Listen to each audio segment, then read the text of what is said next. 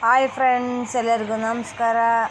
ಇವತ್ತಿನ ರೆಸಿಪಿ ಬೆಂಡೆಕಾಯಿ ಗ್ರೇವಿ ಮಾಡುವುದು ಹೇಗೆ ನೋಡೋಣ. ತುಂಬ ರುಚಿಕರವಾಗಿರುತ್ತೆ. ರೊಟ್ಟಿ, ದೋಸೆ, ಪೂರಿಗೆಲ್ಲ ಸೂಪರಾಗಿರುತ್ತೆ.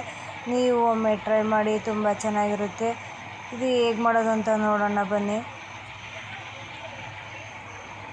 ಇಲ್ಲಿ ಒಂದು ಅರ್ಧ kg ಆಗುವಷ್ಟು ಬೆಂಡೆಕಾಯಿ ತೊಗೊಂಡಿದ್ದೀನಿ. ತೊಳೆದು ನೀಟಾಗಿ ಕಾಟನ್ ಬಟ್ಟೆಯಲ್ಲಿ ಒರೆಸಿ ನೀಟಾಗಿ ತೊಗೋಬೇಕು, ಇಲ್ಲಾಂದರೆ ಲೋಳೆ ಅಂಶ ಬಿಟ್ಕೊಳ್ಳುತ್ತೆ. ಈ ಥರ ತೊಳೆದು ಕಟ್ ಮಾಡಿ ಇಟ್ಕೊಂಡಿದ್ದೀನಿ. ಸ್ಟವ್ ಮೇಲೆ ಒಂದು ಪಾತ್ರೆ ಇಟ್ಕೊಂಡು, ಪಾತ್ರೆ ಬಿಸಿ ಆದಮೇಲೆ ಒಂದು 2 ಸ್ಪೂನ್ ಎಣ್ಣೆ ಸೇರಿಸ್ಕೊಳ್ಳೋಣ.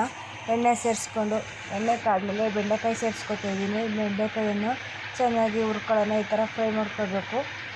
ಕಮ್ಮಿ ಉರಿಲಿ ಚೆನ್ನಾಗಿ ಫ್ರೈ ಮಾಡ್ಕೊಳ್ಳೋಣ. ಒಂದು ಸ್ವಲ್ಪ ಉಪ್ಪು ಹಾಕ್ಕೊಂಡು ಫ್ರೈ ಮಾಡ್ಕೊಳ್ಳೋಣ. ಏನಂದರೆ ತೇವಾಂಶ ಇದ್ದರೆ ಲೋಳೆ ಬಿಟ್ಕೊಳ್ಳುತ್ತೆ. ತೇವಾಂಶ ಇಲ್ದಂಗೆ ಕಾಟನ್ ಬಟ್ಟೆಯಲ್ಲಿ ನೀಟಾಗಿ ಒರೆಸಿ ಹಚ್ಚಿ ಇಟ್ಕೊಳ್ಳಿ. ಈ ಥರ ಫ್ರೈ ಮಾಡ್ಕೊಂಡ್ರೆ ಸಾಕು. ಸೈಡಿಗೆ ಎತ್ತಿಟ್ಕೊತಾಯಿದ್ದೀನಿ. ಮತ್ತು ಅದೇ ಪಾತ್ರೆಗೆ ಒಂದು 2 ಸ್ಪೂನ್ ಎಣ್ಣೆ ಸೇರಿಸಿ, ಎಣ್ಣೆ ಬಿಸಿ ಆದಮೇಲೆ ಒಂದು ಮೀಡಿಯಮ್ ಸೈಜ್ದು ದಪ್ಪದು ಈರುಳ್ಳಿ ಸೇರಿಸ್ಕೊತಾಯಿದ್ದೀನಿ. ಸಣ್ಣಕ್ಕೆ ಹಚ್ಚಿ ಅದನ್ನು ಕೂಡ ಹಾಕಿ ಫ್ರೈ ಮಾಡ್ಕೊಳ್ಳೋಣ. ಹಸಿ ಸ್ಮೆಲ್ ಎಲ್ಲ ಹೋಗ್ಬೇಕು, ಅಲ್ಲಿವರೆಗೂ ಚೆನ್ನಾಗಿ ಫ್ರೈ ಮಾಡ್ಕೊಳ್ಳೋಣ.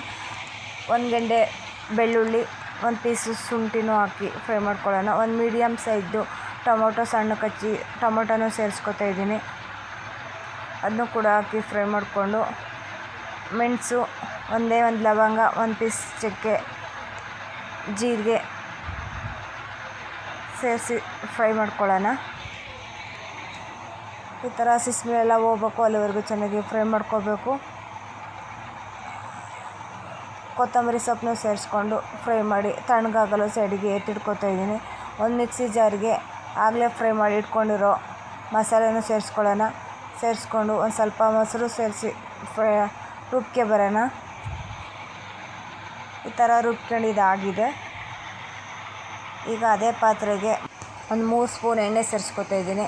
ಎಣ್ಣೆ ಬಿಸಿ ಆದಮೇಲೆ ಸಾಸಿವೆ ಚಿಟಪಟ ಆದಮೇಲೆ ರುಬ್ಬಿರೋ ಮಸಾಲೆನೂ ಸೇರಿಸ್ಕೊಳ್ಳೋಣ. ರುಬ್ಬಿರೋ ಮಸಾಲೆನೂ ಚೆನ್ನಾಗಿ ಸೇರಿಸ್ಕೊಂಡು ಚೆನ್ನಾಗಿ ಫ್ರೈ ಮಾಡ್ಕೊಳ್ಳೋಣ. ಈ ಥರ ಫ್ರೈ ಮಾಡ್ಕೋಬೇಕು.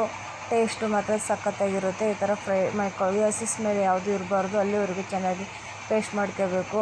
ನಿಮಗೆ ಖಾರಕ್ಕೆ ಅನುಗುಣವಾಗಿ ಅಚ್ಕಾರದ ಪುಡಿ ಸೇರಿಸ್ಕೊಳ್ಳಿ. 1 ಸ್ಪೂನು ಅಚ್ಕಾರದ ಪುಡಿ ಸೇರಿಸ್ಕೊಂಡಿದ್ದೀನಿ. 1 ಸ್ಪೂನ್ ಧನಿಯಾ ಪುಡಿ, 1/4 ಸ್ಪೂನು ಗರಂ ಮಸಾಲ, 1/4 ಸ್ಪೂನು ಅರಿಶಿನ ಪುಡಿ ಸೇರಿಸಿ ಮಿಕ್ಸ್ ಮಾಡ್ಕೊಳ್ಳೋಣ. ಚೆನ್ನಾಗಿ ಫ್ರೈ ಮಾಡ್ಕೋಬೇಕು. ಅಚ್ಕಾರ ಪುಡಿ ಇದೆಲ್ಲ ಫ್ರೈ ಆಗಿ ಎಲ್ಲ ನೋಡಿ ಖಾರ ಎಲ್ಲ ಹಿಡಿದಿದೆ, ಅಲ್ಲಿವರೆಗೂ ಚೆನ್ನಾಗಿ ಫ್ರೈ ಮಾಡ್ಕೋಬೇಕು. ಇವಾಗ ಆಗಲೇ ಹುರಿದಿಟ್ಕೊಂಡಿರೋ ಬೆಂಡೆಕಾಯಿನೂ ಕೂಡ ಸೇರಿಸ್ಕೊಂಡು ಅದನ್ನೂ ಕೂಡ ಫ್ರೈ ಮಾಡ್ಕೊಳ್ಳೋಣ. ಈ ಥರ ಖಾರ ಎಲ್ಲ ಮಿಕ್ಸ್ ಆಗಬೇಕು, ಅಲ್ಲಿವರೆಗೂ ಚೆನ್ನಾಗಿ ಫ್ರೈ ಮಾಡ್ಕೋಬೇಕು. ಈ ಥರ ಫ್ರೈ ಮಾಡ್ಕೊಂಡು ಇದಾಗಿದೆ. ಇವಾಗ ಜಾರ್ ತೊಳೆದ ನೀರನ್ನು ಕೂಡ ಸೇರಿಸ್ಕೊತಾಯಿದ್ದೀನಿ. ಜಾರ್ ತೊಳೆದ ನೀರನ್ನು ಸೇರಿಸ್ಕೊಂಡು ಒಂದು ಸಲ ಮಿಕ್ಸ್ ಮಾಡ್ಕೊಳ್ಳೋಣ. ನಿಮಗೆ ಎಷ್ಟು ಗ್ರೇವಿ ಬೇಕೋ ಅಷ್ಟು ನೀರು ಸೇರಿಸ್ಕೊಳ್ಳಿ. ನಿಮಗೆ ಅನುಗುಣವಾಗಿ ರುಚಿಗೆ ತಕ್ಕಷ್ಟು ಉಪ್ಪು ಸೇರಿಸಿ ಒಂದು ಸಲ ಮಿಕ್ಸ್ ಮಾಡ್ಕೊಳ್ಳೋಣ. ಮಿಕ್ಸ್ ಮಾಡಿಕೊಂಡು ಪ್ಲೇಟ್ ಮುಚ್ಚಿ ಒಂದು ಕುದಿ ಬರಲು ಬಿಡೋಣ. ಈಗ ಒಂದು ಕುದಿ ಬಂದು ಇದಾಗಿದೆ. ಒಂದು ಸಲ ಮಿಕ್ಸ್ ಮಾಡ್ಕೊಳ್ಳೋಣ. ಲಾಸ್ಟಿಗೆ ಕೊತ್ತಂಬರಿ ಸೊಪ್ಪು, ಕಸ್ತೂರಿ ಮೆಂತ್ಯ ಸೇರಿಸಿ ಒಂದು ಸಲ ಮಿಕ್ಸ್ ಮಾಡಿಕೊಂಡ್ರೆ ಬೆಂಡೆಕಾಯಿ ಗ್ರೇವಿ ರೆಡಿಯಾಗುತ್ತೆ. ಸೂಪರಾಗಿರುತ್ತೆ. ರೊಟ್ಟಿ, ಚಪಾತಿ, ಪೂರಿಗೆಲ್ಲ ಸೂಪರಾಗಿರುತ್ತೆ. ನೀವು ಒಮ್ಮೆ ಟ್ರೈ ಮಾಡಿ, ಹೇಗಿದೆ ಅಂತ ಕಮೆಂಟ್ ಬಾಕ್ಸಲ್ಲಿ ತಿಳಿಸಿ. ಈಗ ಒಂದು ಬೌಲಿಗೆ ಸರ್ವ್ ಮಾಡ್ಕೊತಾಯಿದ್ದೀನಿ. ಈಗ ಸರ್ವ್ ಮಾಡ್ಕೊಂಡಿದ್ದಾಗಿದೆ. ತುಂಬ ರುಚಿಕರವಾಗಿರುತ್ತೆ. ನೀವು ಒಮ್ಮೆ ಟ್ರೈ ಮಾಡಿ. ಈ ವಿಡಿಯೋ ಇಷ್ಟ ಆಗಿದೆ ಅಂದ್ಕೊಂಡಿದ್ದೀನಿ. ಇಷ್ಟ ಆದರೆ ಲೈಕ್ ಮಾಡಿ, ಸಬ್ಸ್ಕ್ರೈಬ್ ಮಾಡಿ, ಶೇರ್ ಮಾಡಿ, ಸಪೋರ್ಟ್ ಮಾಡಿ.